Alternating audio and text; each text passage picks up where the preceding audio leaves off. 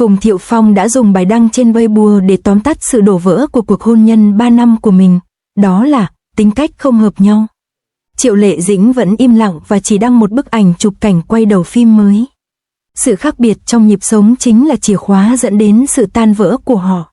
Từ tình yêu nồng cháy đến ly hôn, những rạn nứt trong hôn nhân của Phùng Thiệu Phong và Triệu Lệ Dĩnh bùng nổ như một vụ nổ chậm câu nói, không hợp, không đủ, xuyên thủng mọi sự giả tạo.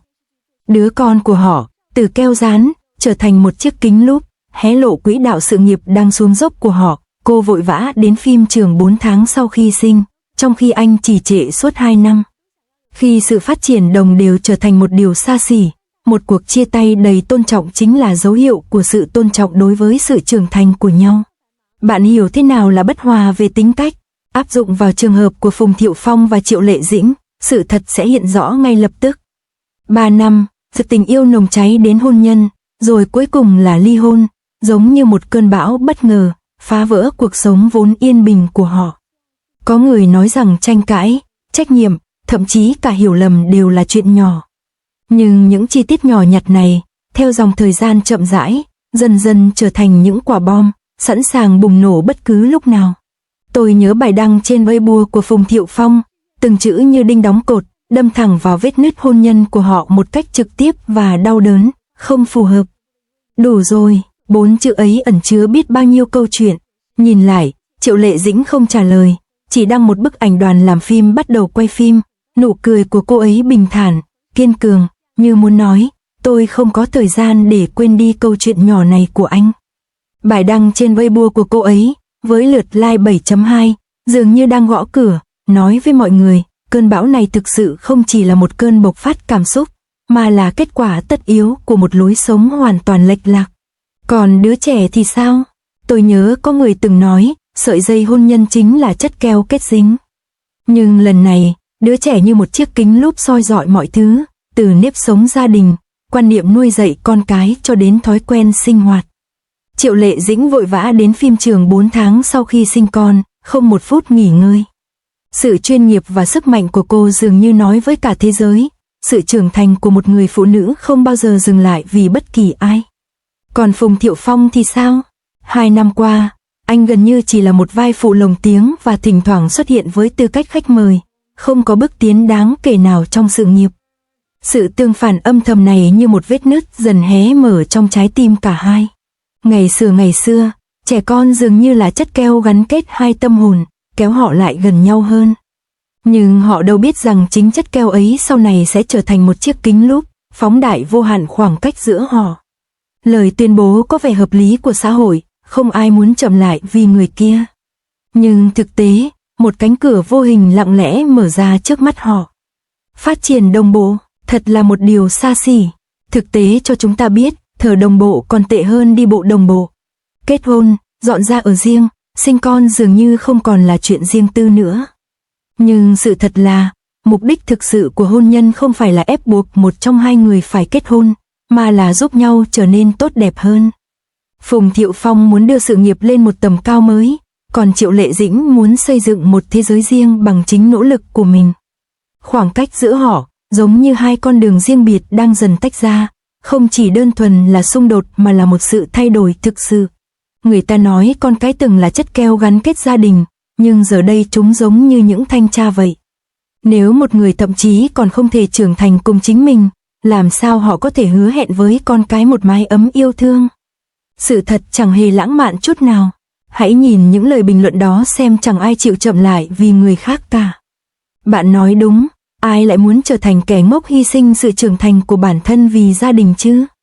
Nhưng thực tế lại tàn khốc, tình yêu và hôn nhân nảy nở nhanh chóng, nhưng cũng tan vỡ nhanh chóng, khi sự đồng điệu trở thành một điều xa xỉ. Tôi nhớ có người từng nói, hôn nhân không phải là một hợp đồng bảo hiểm. Điều đó hoàn toàn đúng, con cái không phải là tài sản cố định. Khi bạn nhận ra con đường phát triển của hai người đang dần tách xa nhau như những đường thẳng song song, việc tiếp tục ép buộc họ lại gần nhau chỉ càng làm rạn nứt sâu sắc hơn. Một cuộc chia tay trong sự tôn trọng có thể là một hình thức tôn trọng, cho nhau một cơ hội để bắt đầu lại. Nhưng vấn đề nằm ở đây, nếu việc duy trì hôn nhân đòi hỏi một trong hai người phải chậm lại vì người kia, thì đó chắc chắn là một trò chơi hy sinh. Ai cũng muốn hoàn thiện bản thân trước, và ai cũng muốn hoàn thiện mình trước. Câu hỏi này, nếu để lại cho những người tự nhận mình là người kiên định, thì không ai có thể đưa ra câu trả lời chắc chắn. Ai có thể thực sự nhìn nhận tất cả những điều này? Những gì còn lại chỉ là sự đấu tranh, tổn thương và bất lực. Tôi còn nhận thấy một chi tiết nữa, nếu không có sự bao dung của Phùng Thiệu Phong, Triệu Lệ Dĩnh có lẽ đã không đi đến bước đường này. Nhiều người nói rằng sự mưu mô và toan tính của Triệu Lệ Dĩnh đã trở thành vật tế thần. Nhưng tôi nghĩ điều cô ấy thực sự mong muốn là sự chân thành và cảm giác an toàn. Ai có thể hiểu được nỗi buồn ẩn giấu trên khuôn mặt cô ấy? Đằng sau vẻ ngoài hào nhoáng, áp lực và sự mệt mỏi mà một người phụ nữ phải chịu đựng vượt xa những gì bạn và tôi có thể tưởng tượng. Hồi đó, Triệu Lệ Dĩnh nổi như cồn. Hỏi cô ấy đã chịu đựng bao nhiêu đau đớn? Tôi cá rằng đằng sau nụ cười ấy là vô vàn khoảnh khắc mạnh mẽ. Cô ấy liều lĩnh theo đuổi ước mơ, phấn đấu cho một thế giới riêng. Nhưng khi gia đình bắt đầu tan vỡ, cô ấy chỉ là một người phụ nữ khác. Giấc mơ tan vỡ, trái tim tan vỡ, cô ấy có giới hạn, có hoài nghi. Triệu Lệ Dĩnh, nhân vật tàn nhẫn, có lẽ đã lớn lên trong sự giằng xé giữa cha mẹ, sự nghiệp và gia đình. Có người nói Phùng Thiệu Phong đã lừa dối cô trong thời gian mang thai và tiếp tục ngoại tình trong thời gian cô ở cữ, một lời khẳng định đau lòng. Ai cũng muốn tin rằng đàn ông và phụ nữ đều đáng tin cậy. Nhưng thực tế là không có vai trò nào hoàn hảo, không có đúng sai tuyệt đối. Tinh thần trách nhiệm của Phùng Thiệu Phong từng được nhiều người ngưỡng mộ, nhưng cũng có người cho rằng anh bị lợi dụng, một lập luận khó hiểu. Từ một góc nhìn khác, liệu việc Phùng Thiệu Phong quyết định từ bỏ sự nghiệp để cống hiến cho gia đình có phải là một hình thức trách nhiệm? Việc anh sẵn sàng gác lại tham vọng từng cháy bỏng vì con cái có lẽ phản ánh tinh thần trách nhiệm sâu sắc của anh.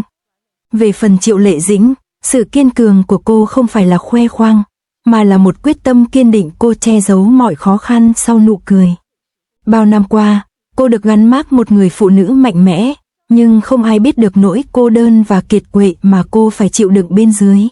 Tình yêu và hôn nhân không bao giờ là những câu chuyện tuyến tính.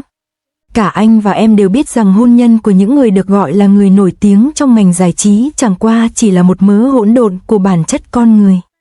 Có trách nhiệm, tình yêu và cả sự bất lực. Hai người gặp nhau đúng lúc, hy vọng sẽ cùng nhau thành công, nhưng lại sợ bị kéo xuống. Họ muốn là nơi trú ẩn an toàn cho nhau, nhưng lại sợ trở thành gánh nặng. Xem nhiều như vậy, cuối cùng tôi cũng hiểu ra một điều, trưởng thành là một hành trình cả đời. Dù là Triệu Lệ Dĩnh hay Phùng Thiệu Phong, cuối cùng bạn cũng phải học cách đủ can đảm để đối diện với chính mình và tìm thấy chỗ đứng giữa những bấp bênh. Không ai có thể bên nhau mãi mãi, dù là tình yêu hay hôn nhân, điều đáng sợ nhất không phải là chia ly, mà là khả năng đổ vỡ. Cuộc chia tay kéo dài 3 năm này dường như đang mách bảo chúng ta rằng cả hai bên nên can đảm đối mặt với thực tế của những mối quan hệ tưởng chừng như không thể hòa hợp. Suy cho cùng, cuộc sống là một hành trình bất tận, và ai cũng muốn vẽ nên cho mình một bức tranh tươi sáng bằng tất cả sức lực. Một số người nói rằng khía cạnh khó khăn nhất của hôn nhân không phải là ai cho đi, mà là làm thế nào để tìm thấy chính mình, không lạc lối và không bỏ cuộc. Hãy để tôi hỏi bạn điều này, nếu hôn nhân phụ thuộc vào việc ai đó nhượng bộ trước, thì chúng ta phải từ bỏ điều gì? Sự viên mãn của bản thân hay chính con người chung? Không ai có thể hứa hẹn một câu trả lời tuyệt vời.